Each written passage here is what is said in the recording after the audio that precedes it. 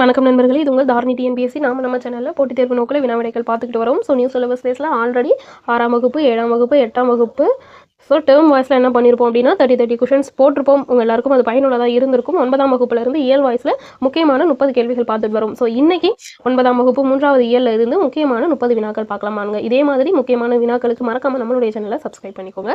முதல் கேள்வி, அந்த இந்த என்னும் சுட்டுப்பெயர்களுக்கு பின் வல்லினம் மிகுமா மிகாதா அப்படின்னு கேட்டிருக்காங்க. அப்போ அந்த இந்த அப்படிங்கிறது சுட்டுப்பெயர் அப்படின்னு சொல்லிட்டாங்க. இதற்கு பின் வல்லினம் மிகுமா மிகாதா அப்படின்னு கேட்குறாங்க. ஒரு எக்ஸாம்பிள் பார்த்தோம் அப்படின்னா உங்களுக்கு தெளிவாக புரியும். ஸோ இப்போ அந்த பக்கம்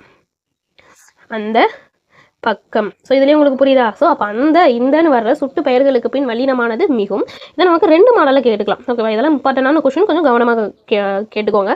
அந்த இந்த அப்படின்னு வார்த்தைகளை கொடுத்தும் கேட்கலாம். அப்படி இல்லைனா சுட்டு பெயர்களுக்கு பின் வல்லினம் மிகுமா மிகாதான்னு கேட்கலாம். ஓகேவா? ஸோ சுட்டு பெயர்னு கொடுத்தாலும் சரி, அந்த இந்தன்னு கொடுத்தாலும் சரி, அதற்கு பின் வல்லினமானது மிகும். எந்த என்னும் வினா பெயருக்கு பின் வல்லினம் மிகுமா மிகாதா அப்படின்னு கேட்குறாங்க. அப்போ எந்த அப்படின்னு வார்த்தையை கொடுத்தும் கேட்கலாம், இல்லை வினா பெயர்களுக்கு பின் வல்லினம் மிகுமா மிகாதான்னு கேட்கலாம். இதுக்கு நான் உங்களுக்கு ஒரு எக்ஸாம்பிள் சொல்கிறேன். இப்போ எந்த கவிதை அதில் வின் பண்ணுச்சு அப்படின்னு சொல்லுவோம் இல்லையா? ஸோ எந்த கவிதை, அப்போது எந்த அப்படி இல்லைனா வினா பெயர்களுக்கு பின் வல்லினமானது மிகும்.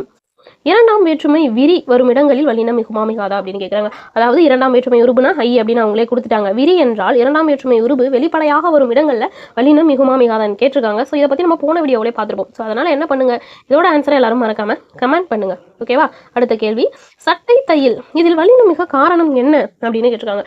சட்டை தையில் இதில் வல்லினம் மிக காரணம். சட்டை இதில் நான் பார்த்தாலே என்ன தெரியுது? ஐ அப்படிங்கிறது என்னது? இரண்டாம் வேற்றுமை உருபா. ஸோ அது வெளிப்படையாக வந்திருக்கு இல்லையா? ஸோ சட்டை தையில் இதில் வல்லினம் மிக காரணம் என்ன அப்படின்னா இரண்டாம் வேற்றுமை தொடர், அதாவது இரண்டாம் வேற்றுமை விரி. இந்த உறுப்பானது வெளிப்படையாக வந்திருக்கு, தொகை கிடையாது, விரி. இரண்டாம் வேற்றுமை விரி அப்படி இல்லைனா தொடர்னு சொல்லலாம். ஓகேவா? இதில் இரண்டாம் வேற்றுமை உறுப்பானது வெளிப்படையாக வந்து இருக்கிறதுனால என்ன பண்ணுது? வல்லினமானது மிக காரணமாக அமைந்திருக்கிறது. நான்காம் வேற்றுமை விரியில் வல்லினம் மிகுமா மிகாதா அப்படின்னு கேட்டிருக்காங்க. அதாவது என்னது? நான்காம் வேற்றுமை உறுப்பானது வெளிப்படையாக வர இடங்களில் வல்லினம் மிகுமா மிகாதான்னு கேட்டிருக்காங்க. நான்காம் வேற்றுமை உறுப்பு கூ அப்படின்னு அவங்களுக்கு கொடுத்துட்டாங்க. அப்போ கூ வெளிப்படையாக வர மாதிரி நம்ம ஒரு வாக்கியத்தை அமைச்சு பார்த்தோம் அப்படின்னா நமக்கு தெளிவாக புரிஞ்சிடும். இப்போ ஊருக்கு சென்றான். ஓகேவா? அப்போ நான்காம் வேற்றுமை உறுப்பான கு விரியில் வெளிப்படையாக வரும் இடங்களில் வல்லினமானது மிகும். பின்வருவனவற்றுள் வல்லினம் மிகும் இடம் எது அப்படின்னு கேட்டிருக்காங்க. ஸோ வினைத்தொகையில் வல்லினமானது மிகாது, உண்மை தொகையில் மிகாது, ஓரெழு தொறுமொழியில் வல்லினமானது மிகும். இரண்டாம் வேற்றுமை தொகையில் மிகாது, இப்பதான் பார்த்தோம் இல்லையா? ஸோ 2 மற்றும் 4ஆம் வேற்றுமை விரியில் தான் வல்லினம் மிகும், தொகையில் மிகாது. அப்போ ஓரெழு தொறுமொழியில் எப்படி வல்லினமானது மிகும் சொல்லி பார்க்கலாமா? பெட்டி, பூப்பந்து. அப்போ ஓரெழு தொறுமொழியில் வல்லினமானது மிகும். ஈர்கட்ட எதிர்மறை பெயரெச்சத்தின் பின் வல்லினம் மிகுமா மிகாதா அப்படின்னு கேட்டிருக்காங்க. ஸோ இப்போ இதுக்கு நம்ம வந்து ஒரு எக்ஸாம்பிள் பார்த்தோம் அப்படின்னா உங்களுக்கு தெளிவாக புரியும். இப்போ ஓடாத குதிரைன்னு இருக்குன்னு வச்சுப்போம். ஓடாத குதிரை, அதாவது ஓடும் குதிரை அப்படின்னு இருக்கணும். அது நம்ம ஓடாத குதிரை அப்படின்னு சொல்றதுனால இதை எதிர்மறை பெயரச்சம், ஏன்னா எச்ச வினையானது பெயரை கொண்டு முடிந்தால் அதை பெயரச்சம்னு சொல்வோம். ஓடுதல் அப்படிங்கிறதுக்கு பதில் ஓடாத எதிர்மறையாக இருப்பதனால இதை நம்ம எதிர்மறை பெயரச்சம் அப்படின்னு சொல்றோம். இது என்ன? ஈறு கெட்ட இந்த த இருக்கு இல்லையா, ஈற்றெழுத்து இருக்கு இல்லையா, அது கெட்டுருச்சு அப்படின்னா இது எப்படி மாறிடும்? ஓடா குதிரைன்னு மாறுது இல்லையா? இந்த மாதிரி ஈறு கெட்டு இருக்கும் பெயரச்சத்தின் பின் வல்லினமானது மிகும். ஓடா குதிரை அப்படி என்று மாறிவிடும். ஓகேவா?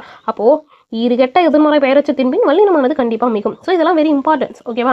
இதெல்லாம் இருந்தால் தான் பிரித்து எழுதுக, சேர்த்து எழுதலாம் நமக்கு கண்டிப்பாக நல்லபடியாக எழுத முடியும். ஸோ இதெல்லாம் என்ன பண்ணுங்க, நல்லா படிச்சுட்டு நம்மளுடைய வீடியோவை பாருங்கள், உங்களுக்கு இன்னும் பயனுள்ளதாக இருக்கும். அடுத்த கேள்வி, அகர வரிசை வினையச்சத்துக்கு பின் வல்லினம் மிகும் மிகாதா. அதாவது அகர வரிசையில் வினையச்சத்துக்கு பின்னாடி வல்லினம் மிகுமா மிகாதா அப்படின்னு கேட்டிருக்காங்க. ஸோ நம்ம ஒரு வார்த்தை எழுதி பார்த்தோம் அப்படின்னா இதுக்கு ஒரு எக்ஸாம்பிள் பார்த்தோம்னா உங்களுக்கு புரிஞ்சிடும். இப்போ ஆட சொன்னான், அது என்ன? ஃபஸ்ட்டு வினையச்சம்னா எச்ச வினை செயலை கொண்டு, ஒரு எச்ச சொல் செயலை வினையை கொண்டு முடிஞ்சால் அது வினையச்சம். அகரவரிசை டேங்கிறது எப்படி பிரிக்கலாம்? ஹிட்டு கூட்டல் ஆ. அப்போ அகரவரிசை வினையச்சம்னு நமக்கு தெரிஞ்சிருச்சு. இதற்கு பின் வல்லினம் மிகுமா? கண்டிப்பாக மிகும். ஆட சொன்னான், பாட சொன்னான்னு சொல்கிறோம் இல்லையா? அப்போ அகரவரிசை வினையச்சங்களுக்கு பின் வல்லினமானது கண்டிப்பாக மிகும். இகர வரிசை வினையச்சங்களுக்கு பின்னும் வல்லினமானது கண்டிப்பாக மிகும். அப்போ அகர இகர வினையச்சங்களுக்கு பின் வல்லினமானது மிகுந்து வரும். 6ஆம் வேற்றுமை தொகையில வல்லினம் மிகுமா மிகாதான்னு கேட்டிருக்காங்க. ஆல்ரெடி நம்ம என்ன பண்ணியிருப்போம்? 2 விரி பார்த்துருப்போம் இல்லையா? ஸோ 2 மற்றும் 4 ஐயும் கூவும் வெளிப்படையாக வரும் இடங்கள்ல வல்லினமானது மிகும் அப்படின்னு பார்த்துருப்போம். இங்க என்ன கேட்டிருக்காங்க? தொகை. அப்போ மறைந்து வருதல். அப்போ 6ஆம் வேற்றுமை உறுப்பு மறைந்து வரும் இடத்தில் வல்லினம் மிகுமா மிகாதான்னு கேட்டிருக்காங்க. இப்போ புலியினது தோல்னு இருக்கும். ஸோ புலியினது தோல். இதுல இந்த 6ஆம் வேற்றுமை உறுப்பு மறைஞ்சிருச்சு அப்படின்னா இது எப்படி மாறிடும்? புலித்தோல். என்னன்னு மாறிடும்? புலித்தோல். அப்படின்னு மாறுதா, அப்போ ஆறாம் வேற்றுமை உறுப்பானது மறைந்து வரும் இடத்தில் வல்லினமானது என்ன பண்ணுது, மிகும். ஆறாம் வேற்றுமை தொகையில் வல்லினம் மிகும். பண்பு தொகையில வல்லினம் மிகுமா மிகாதா அப்படின்னு கேட்டிருக்காங்க. பண்பு தொகையில் வல்லினம் மிகுமா மிகாதா. இப்போ ஒரு வட்டமான தொட்டி இருக்குன்னு வச்சுக்கலாம். ஸோ வட்டமான தொட்டி எப்படி எழுதுவோம், வட்ட தொட்டி. ஓகேவா, அதோட பண்பு அது வட்டமா இருக்குன்னு சொல்லுது. அப்போ பண்பு தொகையில் வல்லினமானது மிகும். இருபெயரொட்ட பண்பு தொகையில் வல்லினம் மிகுமா மிகாதா. இப்பதான் பார்த்தோம் பண்பு தொகையில வல்லினம் மிகும். அப்ப இருபெயரொட்ட பண்பு தொகை மல்லிகை பூ. அப்போ இதுல வல்லினம் மிகுமா மிகாதா, கண்டிப்பாக மிகும். பண்பு தொகையிலும் வல்லினமானது மிகும், இருபெயரொட்ட பண்பு தொகையிலும் வல்லினமானது மிகும். இதெல்லாம் கொஞ்சம் கவனமா பார்த்துக்கணும். ஓகேவா, ஓமை தொகையில் வல்லினம் மிகுமா மிகாதா அப்படின்னு கேட்குறாங்க. ஸோ நமக்கு சந்தேகம் தான், நம்ம என்ன பார்க்கலாம், ஒரு ஓமை தொகையை எழுதி பார்க்கலாமா. ஸோ இப்போ வந்து மலர் போன்ற பாதம். ஓகேவா, மலர் போன்ற பாதம் என்ன சொல்லிட்டாங்க, தொகைன்னு சொல்லிட்டாங்க. அப்ப இந்த போன்ற அப்படிங்கிறது மறைஞ்சு வந்துச்சுன்னா மலர் பாதம் எப்படி வந்துடும், மலர் பாதம். அப்போ ஓமை தொகையில் வல்லினமானது மிகும். ஓகேவா, அடுத்து 8, 10 என்னும் எண்ணு பெயர்களுக்கு பின் 8, 10 அப்படிங்கிற எண்ணு பெயர்களுக்கு பின் பார்த்துட்டு போல 8 தொகை 10 பாட்டு. ஸோ 8, 10 அப்படிங்கிற எண்ணு பெயர்களுக்கு பின் வல்லினமானது மிகும். இதை தவிர மற்ற எண்களுக்கு பின் என்ன வராது, வல்லினம் மிகாது. பின்வருவனவற்றில் எது சரியானதுன்னு கேட்காங்க. ஸோ பூப்பந்தல் எடுத்த உடனே என்ன இருக்கு, ஓரெழுத்து ஒரு மொழி இருக்கு. ஸோ ஓரெழுத்து ஒரு மொழியில் வல்லினமானது மிகும் அப்படின்னு ஆல்ரெடி நம்ம பார்த்துட்டோம். ஓகேவா, அப்போ பூப்பந்தல் அப்படிங்கிறதுக்கு பின் வல்லினமானது மிகுந்து வரும். அரை பாதி போன்ற சொற்களுக்கு பின் வல்லினம் மிகுமா மிகாதா அப்படின்னு கேட்டிருக்காங்க. இப்போ அரை பழம் எனக்கு கொடு அப்படின்னு சொல்றானா, எனக்கு அரை பழம் கொடு, அரை பழம் எனக்கு கொடு அப்படின்னு சொல்றாமா. ஸோ அரை பாதி போன்ற சொற்களுக்கு பின் வல்லினமானது மிகும். வன் தொடர் குற்றியல் உகரங்கள் நிலைமொழியில் வந்து புணரும் பொழுது, அப்போ குற்றியல் உகரம்னு சொல்லிட்டாங்க. அது என்னன்னு சொல்லிட்டாங்க, வன் தொடர் குற்றியல் உகரம். இப்போ நம்ம வன் தொடர் குற்றியல் உகரம் இருக்கும் போது ஒரு வார்த்தை எழுதுவோம், பேச்சு போட்டி. பேச்சு போட்டி. சூவா வன் தொடரா இச்சு இருக்கு. ஸோ வன் தொடர் குற்றியல் உகர சொல் அப்படின்னு நமக்கு தெரிஞ்சிருச்சு. இது இங்கே நிலைமொழியா, ஸோ இது வந்து சேர்றத வருமொழின்னு சொல்றோமா. ஸோ இது நிலைமொழியில் இருந்து புணரும் பொழுது இங்க இப்ப அப்படிங்கிற சொல்லு தோன்றுதா. இதெல்லாம் என்ன சொல்றாங்க, வன் தொடர் குற்றியல் உகரம் நிலைமொழியில் வந்து புணரும் பொழுது வல்லினம் என்ன பண்ணுது, மிகுது. அப்ப பேச்சு போட்டியில் வல்லினமானது மிகும். வன் தொடர் குற்றியல் உகரம் நிலைமொழியாக வந்து புணர்கையில் வல்லினமானது மிகும். அப்படி இப்படி எப்படி ஆகிய சொற்களுக்கு பின் வல்லினம் மிகுமா மிகாதான்னு கேட்டிருக்காங்க. ஸோ அப்படி இப்படி எப்படி ஆகிய சொற்களுக்கு பின் வல்லினமானது மிகுந்து வரும். மேல கீழே, மேல் கீழ் போன்ற திசை பெயர் சொற்களுக்கு பின்னாடி வல்லினம் கண்டிப்பாக மிகும். ஓகேவா, மேல கீழே போன்ற திசை சொற்களுக்கு பின் வல்லினம் மிகும். இனி தனி ஆகிய சொற்களுக்கு பின் வல்லினம் மிகுமா மிகாதா அப்படின்னு கேட்டிருக்காங்க. ஸோ இனி காண்போம், இனி காண்போம்னு சொல்லுவோம் இல்லையா, இனி இனி காண்போம். அப்போ இனி தனி போன்ற சொற்களுக்கு பின்னும் வல்லினமானது மிகும். ஸோ வல்லினம் மிகும் மிகா இடங்கள் அப்படிங்கிறது ரொம்ப இம்பார்ட்டன்ட். பிரித்து எழுதுக, சேர்த்து எழுதுக, புணர்ச்சி விதியெல்லாம் படிக்கிறோம் இல்லையா. ஸோ அதுக்கு முன்னாடி ஃபர்ஸ்ட் நம்ம படிக்க வேண்டியது வல்லினம் மிகும் மிகா இடங்கள் தான். ஓகேவா, so very very important topics. எல்லாரும் நல்லபடியாக படிங்க.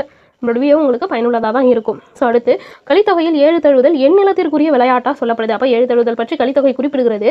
இதில் 7 தழுவுதல் எண்ணிலத்திற்குரிய விளையாட்டு அப்படின்னா முல்லை நிலத்திற்குரிய விளையாட்டு. சிந்துவெளி நாகரிக அகழ்வாராய்வில் கண்டறியப்பட்ட எருது சின்னம் எதனை குறிப்பதாக கருதப்படுகிறது. அப்போ சிந்துவெளி நாகரிக அகழ்வாராய்ச்சியில் எருது சின்னம் கண்டறியப்பட்டிருக்கு. அது எதை பற்றி குறைக்குது, உழவு தொழிலா, வணிகமா, பண்பாட்டு அடையாளமா, போரா அப்படின்னு கேட்குறாங்க. ஸோ பண்பாட்டு அடையாளமான ஜல்லிக்கட்டை குறிப்பிடுகிறது. ஓகேவா, மணிமேகலை காப்பியத்தின் ஆசிரியர். ஸோ நம்ம என்ன பண்ணியிருப்போம், 1ஆவதுலேருந்து 12th வரையும் படிச்சுட்டே வந்திருப்போம் இல்லையா. ஸோ இதோட ஆன்சரையும் எல்லாரும் என்ன பண்ணுங்க, மறக்காம கமெண்ட்ல சொல்லுங்க. மணிமேகலை காப்பியத்தின் ஆசிரியர் யார். இந்திர விழா நடைபெற்ற தலைநகரம் புகார்னு படிச்சிருப்போம். ஸோ இந்திர விழா நடைபெற்ற தலைநகரம் புகார், அதாவது பூம்புகார். அதான் காவிரி பூம்பட்டினம்னு சொல்லலாம் இல்லையா.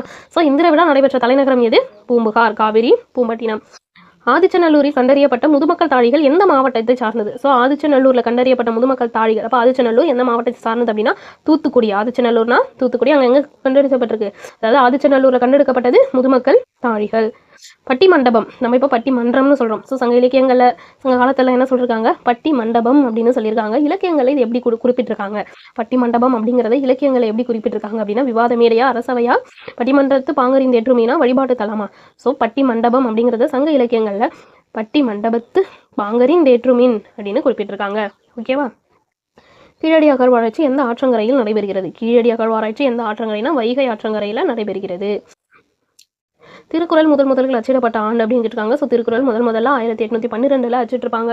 ஸோ திருக்குறளை முதல்ல எந்த ஆண்டு அச்சிட்டிருக்காங்க, 1812 அச்சிட்டிருக்காங்க. யார் அச்சிட்டிருப்பாங்க அப்படின்னு பிரகாசம். ஞானப்பிரகாசம் அப்படிங்கிறவர் அச்சிட்டிருப்பாரு. எங்கேருந்து அச்சிட்டிருப்பாரு அப்படின்னா தஞ்சையிலேருந்து. எங்கேருந்து அச்சிட்டு வெளியிட்டிருப்பாரு? தஞ்சாவூர்லேருந்து அச்சிட்டு வெளியிட்டிருப்பாங்க. எருதுகட்டி என்னும் மாடு தழுவுதல் குறித்து கூறும் கல்வெட்டு. இப்போ எருதுகட்டினாலும் மாடு தழுவுதனாலும் என்னதுதான் ஜல்லிக்கட்டை பற்றி தான் சொல்லுது. இதை பற்றி கூறுற கல்வெட்டு அப்படின்னு கேட்டிருக்காங்க. ஸோ 9th புக்கில் அப்படி ஸ்ட்ரைட்டாக இருக்கும் இல்லையா? ஸோ சேலம் மாவட்டத்தில் இருக்கிற அந்த கல்வெட்டு தான் என்ன பண்ணும்? எருதுகட்டின்னு சொல்லப்படுற ஜல்லிக்கட்டை மாடு தழுவுதலை பற்றி குறிப்பிடுகிறது. பொறை என்னும் சொல்லின் பொருள் யாது? அதாவது நிறையுடைமை நீங்காமை வேண்டின் பொறையுடைமை போற்றி ஒழுக்கப்படும். அதாவது நல்ல குணங்கள் நம்ம விட்டு நீங்காமல் இருக்கணும்னா நம்ம பொறுமையாக இருக்கணும் அப்படின்னு யார் சொல்லியிருப்பா? திருவள்ளுவர் திருக்குறளில் சொல்லியிருப்பார். ஓகேவா? ஸோ பொறை என்னும் சொல்லுடைய பொருள் பொறுமை. ஸோ முக்கியமாக என்ன அப்படின்னா இந்த வீடியோ உங்களுக்கு கண்டிப்பாக பயனுள்ளதாக இருக்கும் அப்படின்னு நினைக்கிறேன். ஏன்னா நம்ம இது ஃபுல்லாகவே நியூ சிலபஸ் பேஸ் பண்ணி தான் எடுத்திருக்கோம். அது மட்டும் இல்லாமல் இந்த பிடிஎஃப் நாங்கள் என்ன பண்ணுறோம் அப்படின்னா வீடியோ கீழே அட்டாச் பண்ணுறோம். நீங்கள் என்ன பண்ணலாம்? படிச்சுட்டு இதை ஒரு டெஸ்ட் மாதிரி கூட எழுதி பார்க்கலாம். ஏன் அப்படின்னா இதோட ஆன்சரையும் அதற்கான விளக்கத்தையும் நாங்கள் என்ன பண்ணியிருக்கோம் அப்படின்னா கீழே இணைச்சிருக்கோம். ஸோ இது கண்டிப்பாக உங்களுக்கு பயனுள்ளதாக இருந்திருக்கும். ஸோ இதே மாதிரியான வீடியோக்கு மறக்காமல் நம்மளுடைய சேனல் சப்ஸ்கிரைப் பண்ணிக்கோங்க, ஷேர் பண்ணுங்கள், லைக் பண்ணுங்கள். உங்களுக்கு எதாவது சந்தேகம் இருந்தாலும் கமெண்ட் பண்ணுங்கள். நாங்கள் அதுக்கான விடைகளை உங்களுக்கு கண்டிப்பாக கொடுக்குறோம். ஸோ இதே மாதிரி பயனுள்ள இன்னொரு வீடியோவில் உங்களை சந்திக்கலாம். நன்றி.